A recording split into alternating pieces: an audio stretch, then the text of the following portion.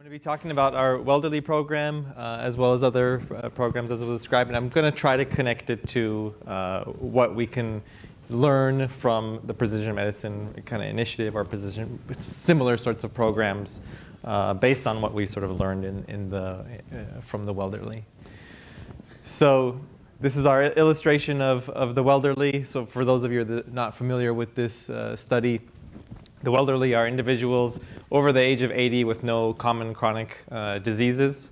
And there's a paper published that you can go and get all the details on the inclusion criteria and all that. But essentially, we tried to exclude the most common sort of chronic diseases. And the other thing I wanted to mention here is the analysis that we'll be describing is done in collaboration with the Innova Translational Medicine Institute. The control population comes from them. So we wanted to learn basically what is it about the Welderly that make them Welderly? How did they get to an advanced age without any of the common diseases that most of us suffer from? So the first thought is, well, they probably just have, very healthy behaviors. It's pretty well known, I think, among this group that the United States spends more money per person on healthcare than most other countries, probably all other countries, and yet we have poorer health outcomes than, say, European countries. And it's easy to blame it on sort of bad behaviors, and of course that's a big part of it. But it's also known actually that for people that are relatively healthy, non-smokers, non-obese individuals in the United States, they still have worse health outcomes overall. So that's not the entire picture. But we wanted to see if maybe if you are extremely good at it, does that get you up to Welderly status? So here's a lot of numbers in terms of what the cohort actually looks like. There's some things that you would sort of expect. So for example, the male to female ratio in the Welderly is about a third male, 2/3 female, which is what you see in the average population, and older ages tends to be enriched in females. Height is about the same. So actually height is actually related to longevity. For example, shorter people live longer, but in this case, they're about the same average height. Their weights are, on average, lower than the average individual in the United States of the same age. So that's one signal there.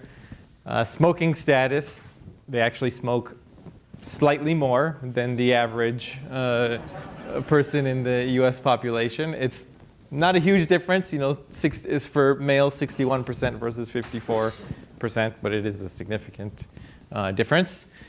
They exercise more than the average person, and they're more well educated than the average person in the United States of the same age. So there are some signals there, showing that they do have healthy behaviors overall, but it's not 100% penetrant. Like I mentioned, some of them do tend to smoke more. And then also, although their weights are lower if you look at the distribution of the body mass index overall, they're not all nice and thin. You have some individuals, so in the blue is male Welderly and the red is female Welderly. Some individuals that are above a BMI of 30 and would be considered obese, but still Welderly. So it's not all behavior. The next thing I thought was, well, maybe it's just luck. You could have just selected people that just happen to live to 80 and not have any common chronic diseases. Everything has a statistical distribution. Maybe these people are just at the extremes of that statistical distribution, and they're just the ones that got lucky. So the way that question was addressed was by looking at the siblings of the Welderly individuals. So the siblings would share environment as well as genetic components with the other Welderly individuals. And if it was just pure luck, then the siblings should be kind of look like random individuals. They shouldn't look like the elderly individuals. So this is a survival analysis of the siblings of the elderly in red versus a birth cohort, a 1920s birth cohort in blue. And you see that they don't live significantly longer than the average person, but they do have a survival benefit in the middle age, and this is a highly significant survival benefit. So there's something about the siblings of the elderly that they share with the other elderly individuals, be it environment or genetics. This doesn't necessarily say it's genetics. That indicates that it's probably not luck anyway. Okay, so getting into the genetics.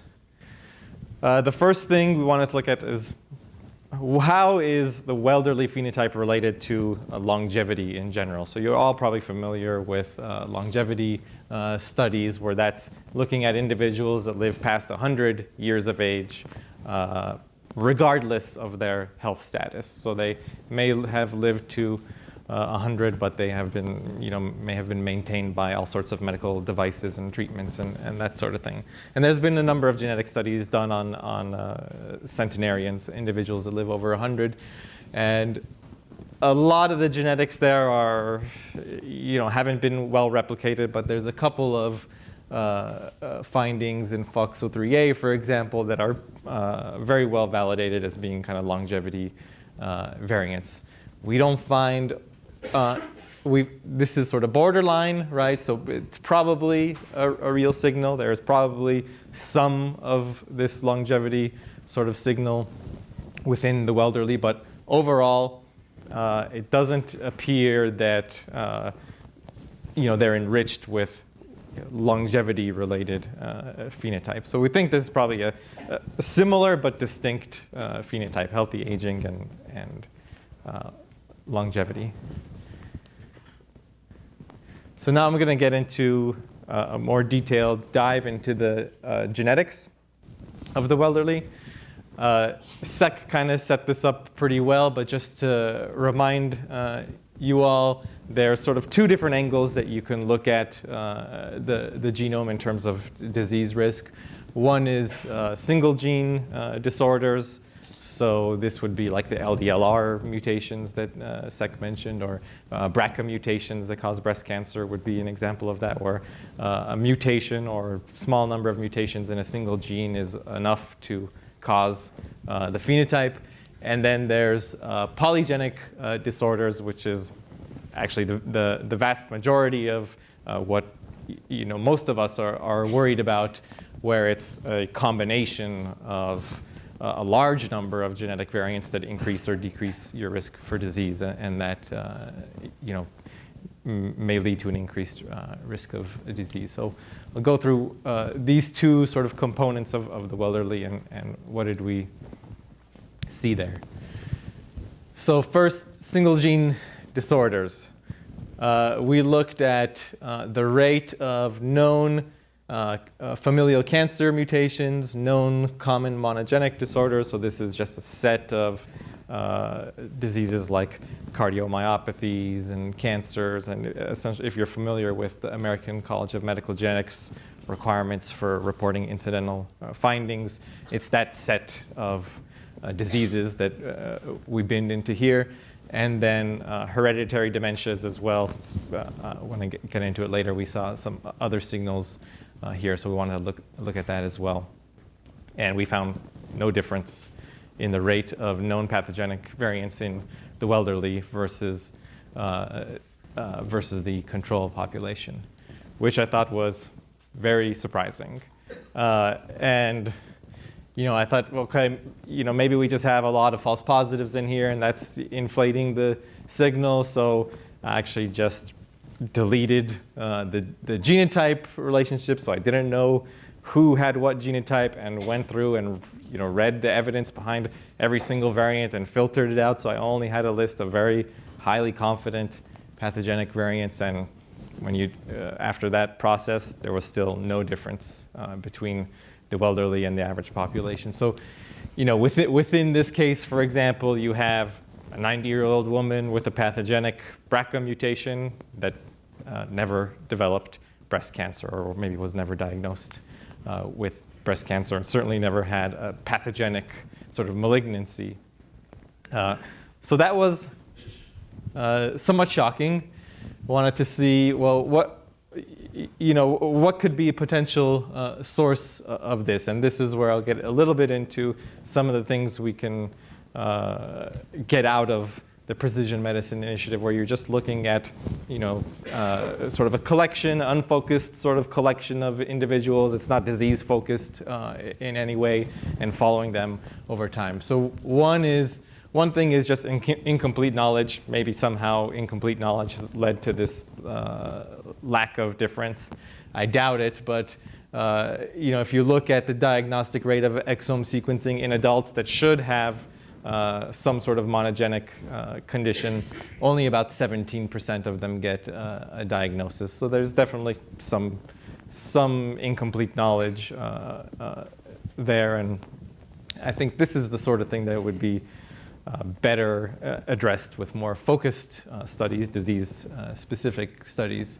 The more interesting component is incomplete penetrance. So last year we presented this case of a molecular autopsy case where Darty Robinson here, her son at 29 years old, if you remember, died suddenly. We've found what we believe to be the pathogenic variant in her son, and there's a family history of heart disease. This is not entirely accurate, actually, because there's both sort of a arrhythmic disease as well as a familial coronary artery disease mixed in together, and that's sort of what this is indicating. But there is a family history of kind of arrhythmias and that sort of thing, and Darty herself has the mutation that we believe to be the cause of sudden death in her son, yet she's perfectly fine.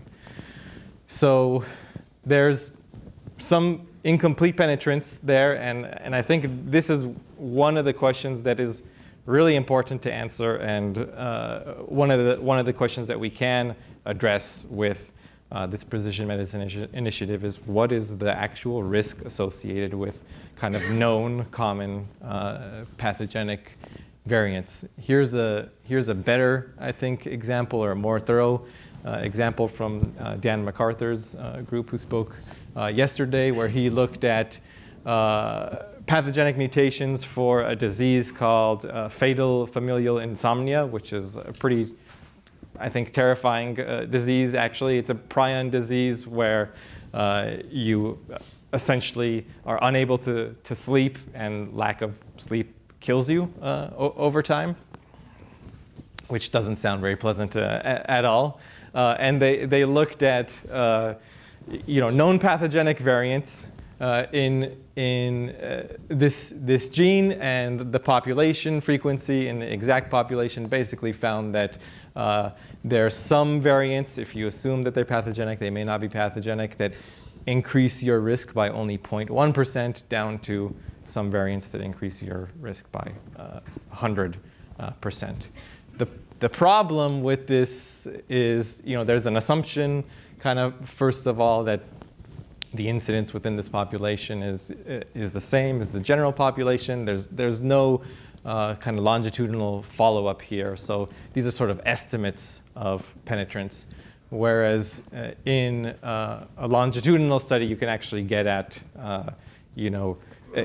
an actual kind of incidence. If you have people that you've done genetic profiling on, and you can follow them over time and see whether or not they develop a disease, then you can get an actual penetrance and an actual sort of risk measurement. And I think in general, in genetics, what we're really lacking is the ability to give kind of quantitative risk back to individuals, especially when we're, say, returning risk information. This really frustrates me in molecular autopsy, for example, when we find a pathogenic variant, we have living relatives that have the pathogenic variant, but I can't tell them anything about their actual risk. because I don't know what the quantitative risk is associated with it.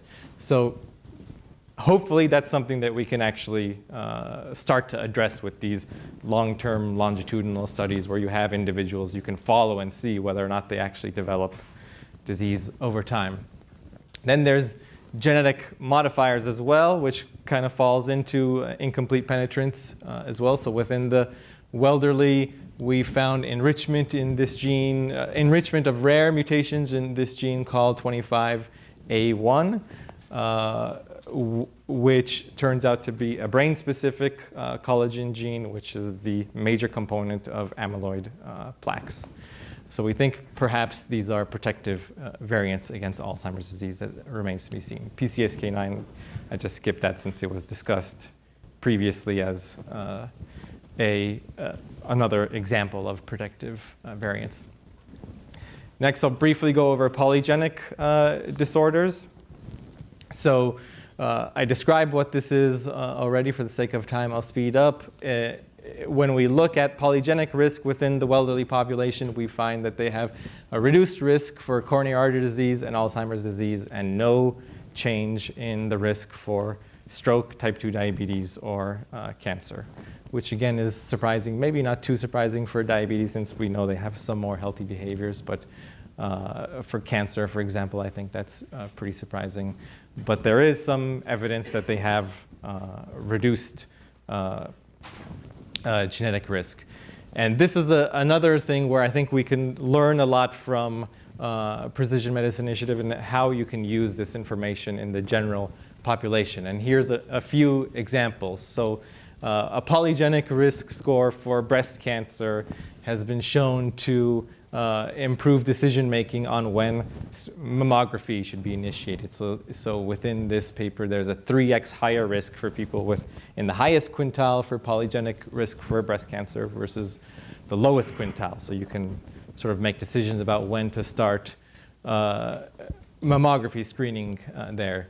And for prostate cancer, the positive predictive value for a positive PSA screen in an individual that is in the highest quintile of genetic risk is 3 times higher than it is for the lowest quintile. And then for colorectal cancer, people in the highest versus lowest decile, if you want to start screening when they have a 1% incidence for colorectal cancer, you would start screening at 42 years versus 52 years for the highest versus the lowest risk. So those are just some examples that have come from focus studies where if you apply this across a large population, I think you can start learning more of this sort of thing. The benefit for statins was described already. Just to remind you briefly, for coronary artery disease, if you're in the highest quintile for coronary artery disease risk, then your benefit from statins is improved. This SEC presented yesterday. We thought this was a pretty important finding, so we've actually developed an app we call MyGeneRank. It's in beta right now. If you can check out the MyGeneRank Twitter to find a link to sign up for the beta. I'll tweet it, the same link, right after my talk. What the app does is connect to 23andMe. So as long as you have an iOS device and a 23andMe account, it will automatically pull in your genetic data, assuming you give the app permission to do so, calculate your coronary artery genetic disease risk score, and return it to you, all in an automated way. You just have to sort of sign up and give the appropriate permissions, and you can get this information back.